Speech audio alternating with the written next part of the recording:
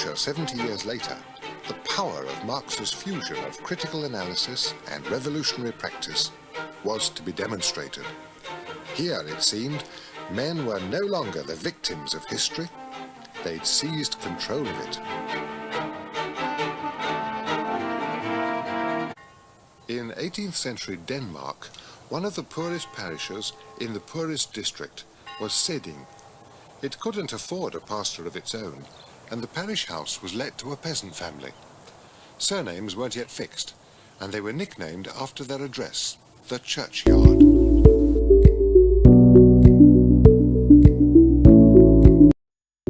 Good day, everyone. My name is Racquel. Me and my groupmates will discuss to you about Soren Kierkegaard, The Leap of Faith. So, Kierkegaard is a Danish philosopher, theologian, poet, social critic, and religious author who is widely considered to be the first existentialist philosopher. He was given an extremely religious upbringing by his father, a man who suffered from melancholia, and imagined that the curse of God hung over him and his family. Kierkegaard was born in Copenhagen, Denmark on May 15, 1813. He matriculated at the University of Copenhagen and chose the Faculty of Theology, in accordance with his father's wishes, but he paid little attention to theological studies and devoted himself instead to philosophy, literature, and history. And this is the time that he gained his knowledge of Hegelianism. In 1836, Kierkegaard appeared to have a temptation to commit suicide, having been overcome by a vision of his inner cynicism. A year after, he met Regina Olsen, while Regina Olsen visited the home of Miss Catherine Roldam. And after that, they met again at a gathering held by Lyngby. On May 19, 1838, his father died, and he experienced a religious conversion accompanied by an indescribable joy. Despite of his reference to an experience of indescribable joy, in May of that year, it should not be assumed that his conversion was instantaneous. On the other hand, he seemed to be moving away from the faith of his father and back toward it at virtually the same time. He often stressed that conversion is a long process. He saw becoming a Christian as the task of a lifetime. And after that, he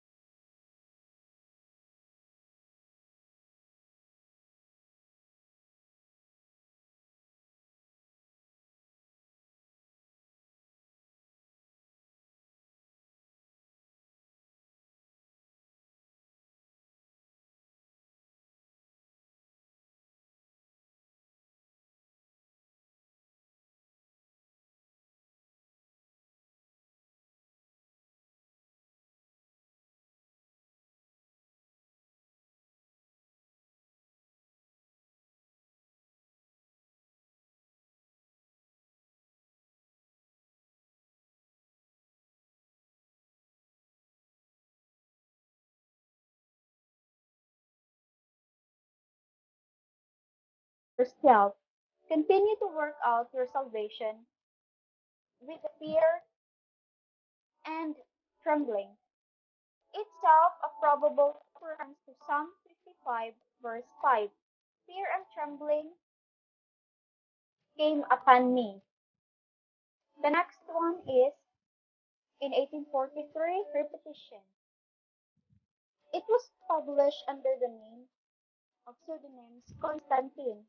To mirror its titular theme, Constantine investigates whether repetition is possible, and the book includes the experiments and his relation to the nameless patient known only as the young man. Next is the concept of dread, a simple psychologically orienting deliberation on the dogmatic issue of hereditary sin. The next one is in 1844, Philosophical Fragments. It is a Christian philosophical work of Kierkegaard. It was second of three works written under pseudonyms Johannes Climacus. Next is Stages on Life Way in 1845. It is a philosophical work of Kierkegaard. The book was continuation of his masterpiece Either Or. While Either Or is about the aesthetics and ethical realms, Stages on Life Way continues onward to the consideration of the religious realm. Next one is in 1846, the concluding unscientific postscript of philosophical fragments. It is a major work of Kierkegaard.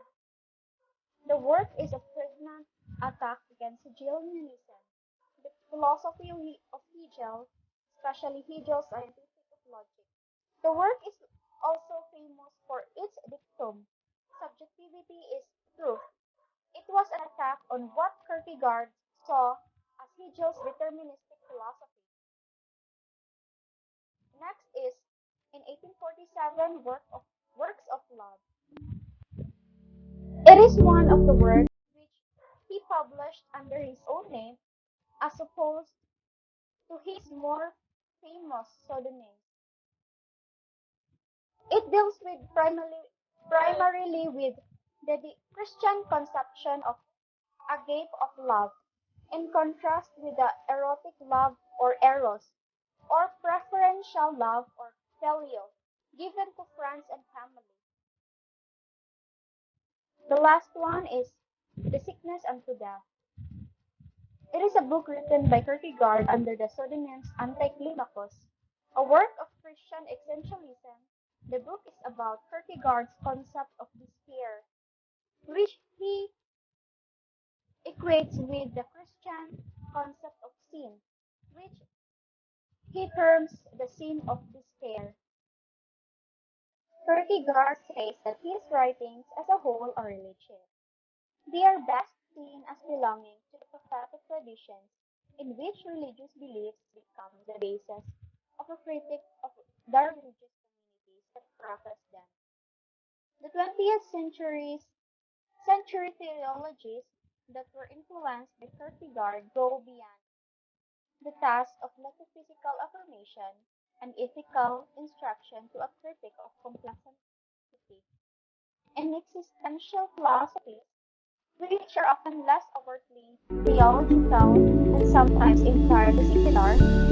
This element of critique that is directed against forms of personal and social life that dictate the task of human existence seriously enough. Good day everyone, I'm Christine Castillo and I'm going to discuss about the phenomenology of spirit Hegel. The phenomenology of spirit is thus the history of consciousness in the live world. Hegel's philosophy is a phenomenology insofar as he looks at the world as it appears to consciousness. This science of phenomena aims to capture the essence of things in the world. And consciousness is always pulled in two different directions. Our senses tell us about the world and the categories make sense in the world. The mismatch between the senses and categories creates a sense of uncertainty. Frustration leads to skepticism, that is to say, the suspension of judgment. Consciousness is thus placed in a learning process, which is the third and highest form of consciousness.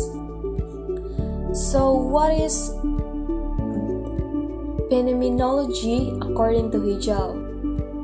Rather, he maintains we must examine actual knowing. It occurs in real knowledge processes. This is why Hegel uses the term phenomenology.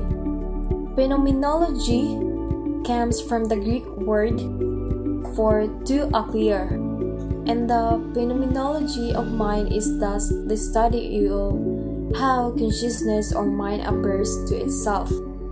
So next is there are three stages of spirit-mind that begin with. First, the subject spirit of individual people. Second, objective spirit that emerges within the group consciousness of human communities, particularly laws, morality, and social ethics. Third, the absolute, which emerges within the human social expression of human art, religion, and philosophy. Next is the development of spirit is in three stages. First, in the form of self-relation. Within it has the ideal totality of the idea. It has before it all that its notion contains. Its being is to be self-contained and free. This is spirit subjective, the minds of individual people. Second, in the form of reality, realized in a world produced and to be produced by it. In this world, freedom presents itself under the shape of necessity. This is spirit objective, the group minds of particular communities. Third, in that unity of spirit as objectivity and of spirit as ideality and concept, which essentially and actually is on forever produces itself. Spirit in its absolute truth. This is spirit absolute, the infinite mind of cosmos. Next is the phenomenology of spirit, self-awareness.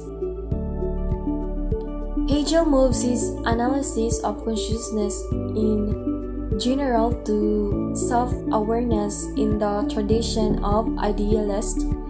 Hegel possesses the awareness of objects necessarily implies a certain self-consciousness, is a separation between the subject and the perceived object. But Hegel goes further and says that the objects are also objects to other subjects. Self-awareness is the awareness to another of another self-consciousness. In other words, one becomes aware of oneself through the eyes of another. This is the famous struggle for recognition. Otherness and pure self-consciousness are involved in a fight to the death for recognition. Next is spirit and absolute knowledge. Hegel described the unhappy consciousness, the result of the negation of the world, and the religious consciousness itself, the product of fear of death. Religion, according to Hegel, is often seen as a refuge for the failure of recognition by other subjects, turning to a transcendent being, God. You can take comfort in being who exists only in itself, rather than in struggle for recognition between human beings. This shift to a transcendent being the result of the initial attempt to enter the consciousness of the nature of the object. Last is conclusion on the phenomenology of spirit. At the end of this epoch, Hegel has built a science of consciousness, allowing him to move from childhood, the sentient consciousness, the self-awareness. Consciousness reaches the absolute knowledge when she knows when she thinks it's time on world and acts and then instead of experiencing it. Basically, Hegel consciousness is complete when it reaches the philosophical stage. Good morning, everyone. I am Kimberly Turtaga Kamahalan, and I am one of the reporter of Kierkegaard's reaction against metaphysical idealism. So, as Kierkegaard's dialect is one of the discontinuity in the sense that the transition from one stage to another is made by choice, by self-commitment, and not through a continuous process of conceptual meditation. He not unnaturally plays down the role of reason and emphasizes that of will when he is shuttering of religious faith. So, in his view, faith is a leap. That is to say, it is an adventure, a risk, a self-commitment to an object, uncertainty. So for his view, it is not just about faith. It's also about God and how you connect to God's religious thoughts. Next one is, God is the transcendent absolute. The absolute, though he is not an object, the existence of which God can be proved. So God is not just a person, but he is to be proved by his existence.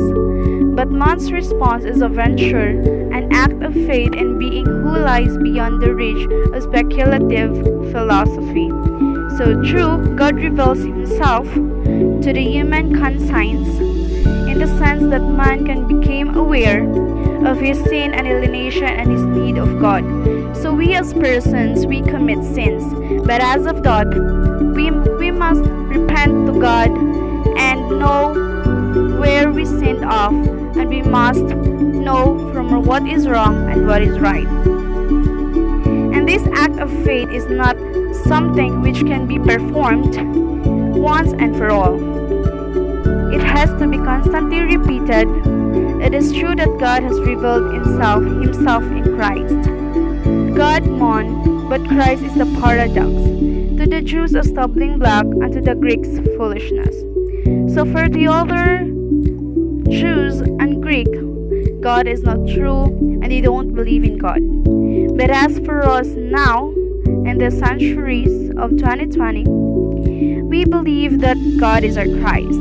He is our Savior and our provider, in a sense that we pray to Him and we believed in Him.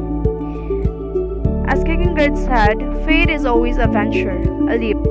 Look at from one point of view, Kierkegaard's account of the standpoint of faith is a vigorous protest against the way in which speculative philosophy, represented principally by Hegelianism, blurs the distinctions between God and man and rationalizes the Christian's dogmas, turning them into philosophically demonstrative conclusions. So what is Hegelianism?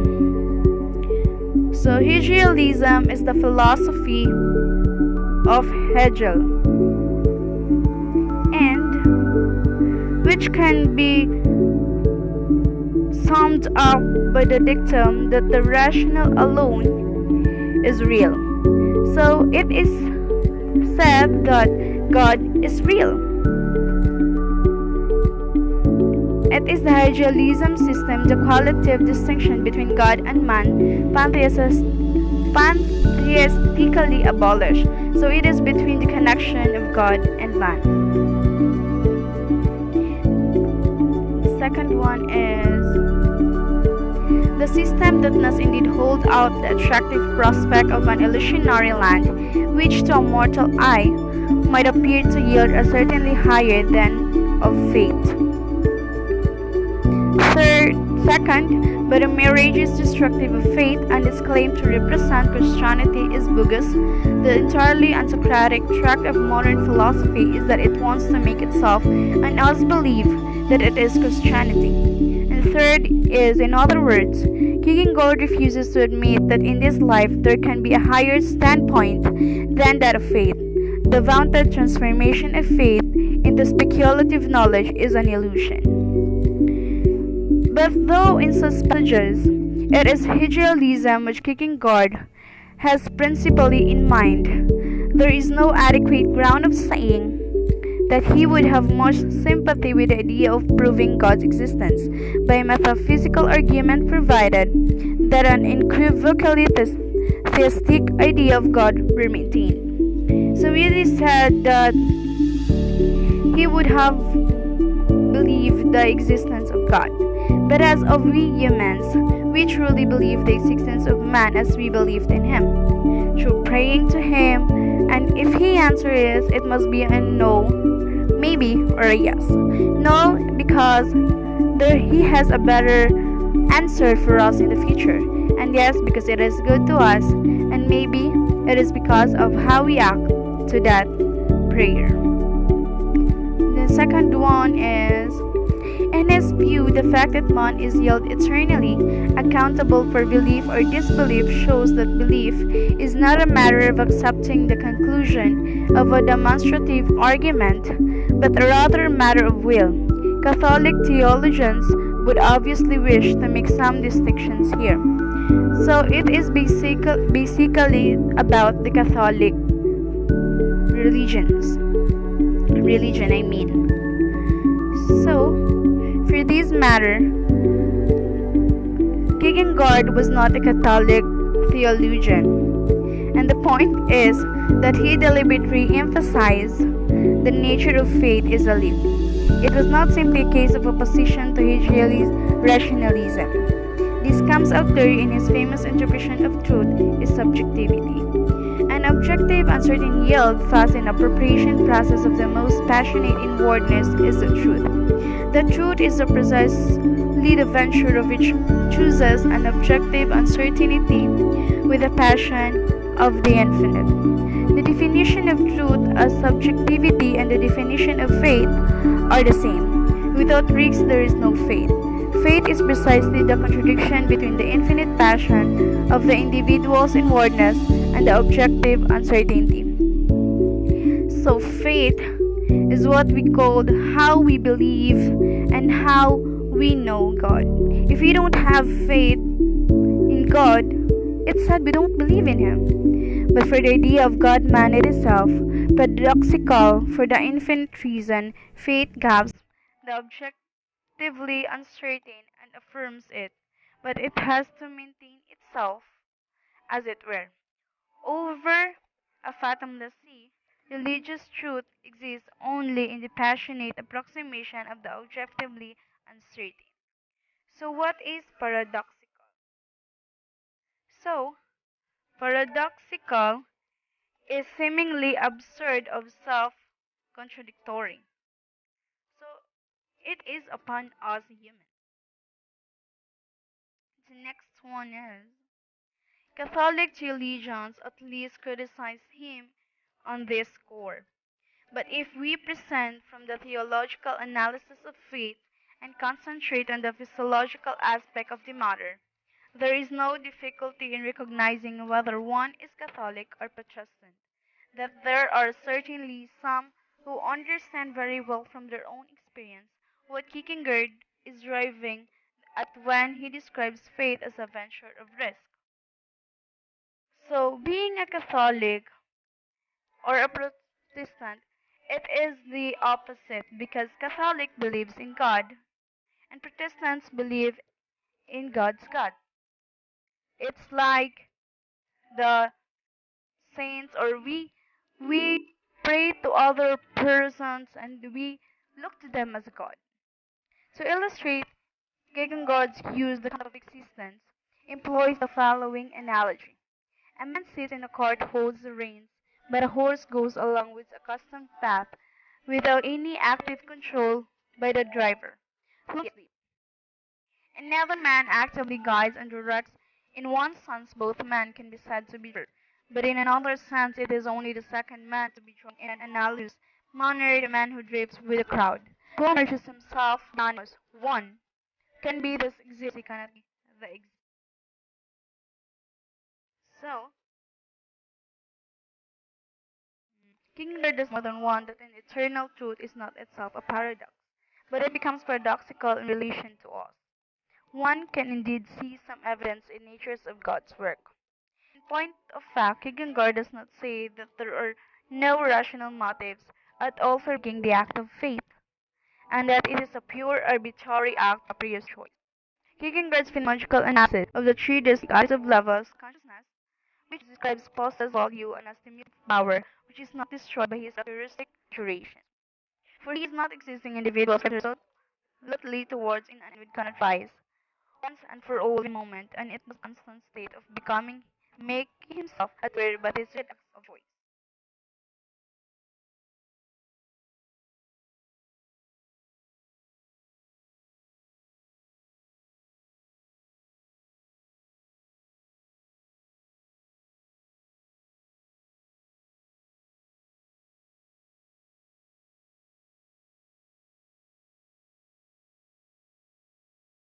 The existing individual, however, is not rather the spectator. He commits himself to and to his life. He exists to and actively strives by choosing to rejecting that. In other words, existence, who has seeking more or less the same sense. As the term authentic existence, as used by some modern existentialist philosophers, is understood simply in this way. The term existence is natural in the sense that it can be applied when any of the three stages of the dialect. So it can be differentiated through the three stages of dialect. It depends on the situation happens in our daily life and how we believe in God. In a sense, Don Juan typifies the existing individual within the aesthetic sphere. Similarly, the man who sacrifices his own inclinations to the universal moral law and constantly strives after the fulfillment of a moral ideal which beckons him even forward as an existing individual. Within the ethical sphere, an existing individual is himself in process of becoming instance that will always forward. But though the term existence has ended this wide field application, it tends to take on a specifically religious connotation. The second is for man's highest form of self-realizations as a spirit of is for Kierkegaard's the self-relating. For the personal absolute, existence is a synthesis of the infinite and the finite, and the existing individual is both infinite and finite. So it is consciously about us and God. God is what we call the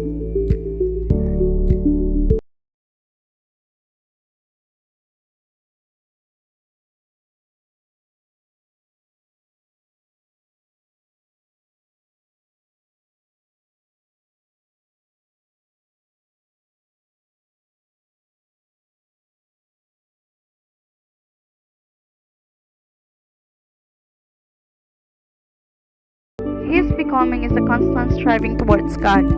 Existence itself, the act of existing, is a striving. And the striving infinite. Existence is the child that is born of infinite and the infinite. The internal, the temporal, and is therefore a constant striving. So as an existing individual, we are born of the finite and the infinite temporal of life. The striving be constant, the constant becoming, because the self relating to God in faith cannot be accomplished once and for all. It has to take the form of constantly repeated self-committed. So self-committed is as of us humans. We commit to God and as to ourselves. And we believe that God is the center of our life and everything comes.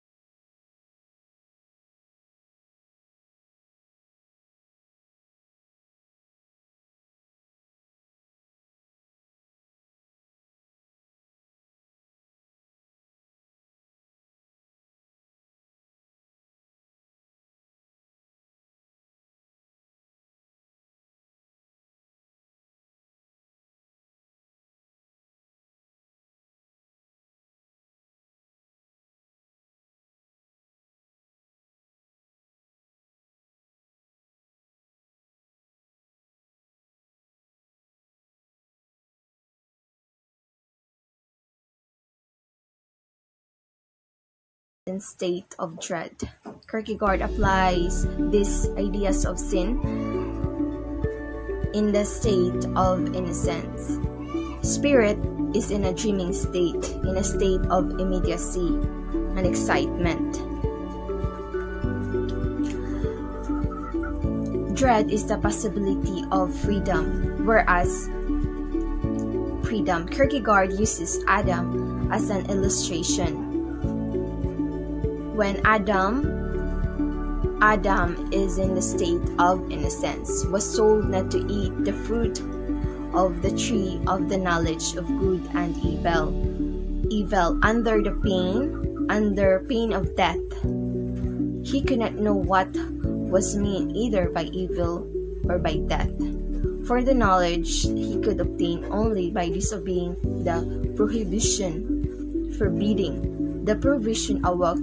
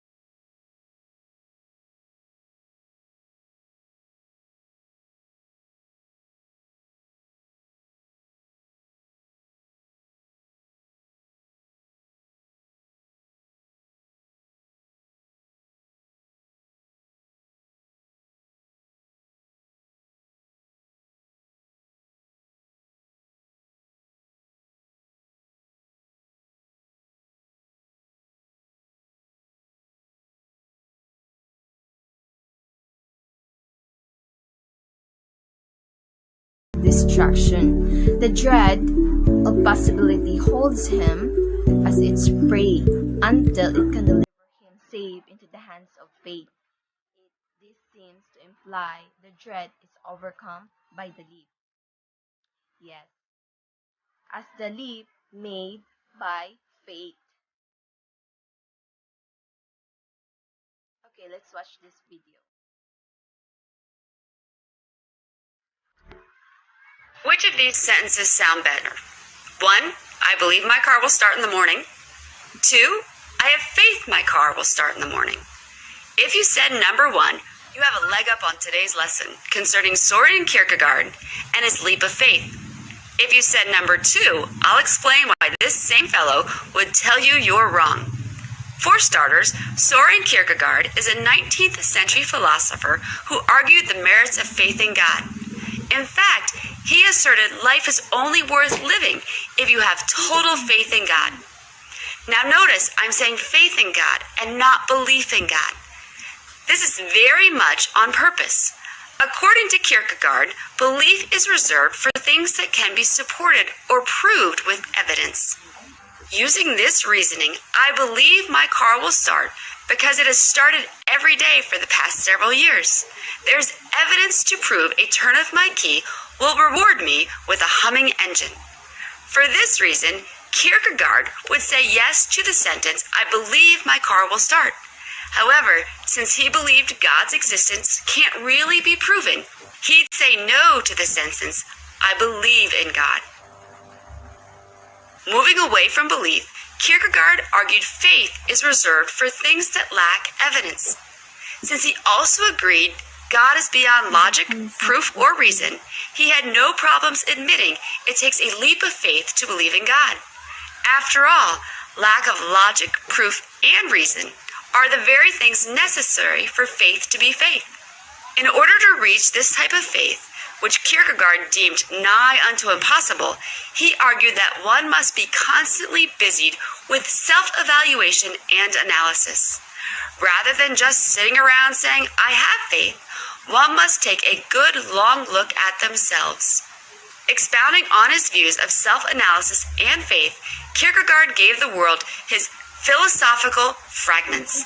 These are writings in which he explains the 3 stages of human existence. For the remainder of our time, we'll explore these stages. Kierkegaard's first stage is the stage of the ascetic. According to Kierkegaard, a person in this stage seeks pleasure above all else. To Kierkegaard, this is the most immature stage. Yes, it might help fight boredom, but in the end, it will prove empty and meaningless. In order to really grow, a person must move on. Kierkegaard's second stage is the ethical one. In this stage, a person lives life based on rules. Rather than pursuing bliss, he pursues the greater good. Rather than chasing blindly after pleasure, he considers how his actions affect others. Although an ethical person obeys rules, his obedience doesn't always come from the heart. For this, one must pass into Kierkegaard's third stage, the religious life. To Kierkegaard, the stage of religious life is the highest form of existence. In fact, it's so high, he admits very few, if no one, really attain it. It's a stage where religion is personal. It's not defined by church attendance or the rhetoric of organized religion. In fact, Kierkegaard really had no tolerance for such things. Instead, this last stage requires total abandon to the hope of God. Without reason, logic, or evidence, it requires the ultimate leap of faith. Kierkegaard was the first and foremost a religious thinker. His ideas of Christian religion has exercised a powerful influence on important currents of modern Protestant theology. Karl Barth, whose hostility to natural theology is very much in tune with Kierkegaard's attitude towards the invasion by metaphysics into the sphere of faith. But inasmuch as Kierkegaard's ideas were distinctively Lutheran, this was one of the effects which his writing could and did exercise. But in some point of fact, his writing have had the effect of turning some people's mind towards Catholicism, which, as he remarked, has always maintained the ideal at any rate what he called number one Christianity. This is notably the case in the philosophy of M. Sartre with Karl Jaspers, indeed who of all philosophers commonly classified as the existentialist stand nearest to Kierkegaard. Philosophy of M. Sartre remind us as the concept of authentic existence, of free self-commitment, and of a dread are capable of displacement from this setting. These remarks are certainly not meant to imply that the origin of the modern existentialism can be attributed simply to the posthumous influence of Kierkegaard.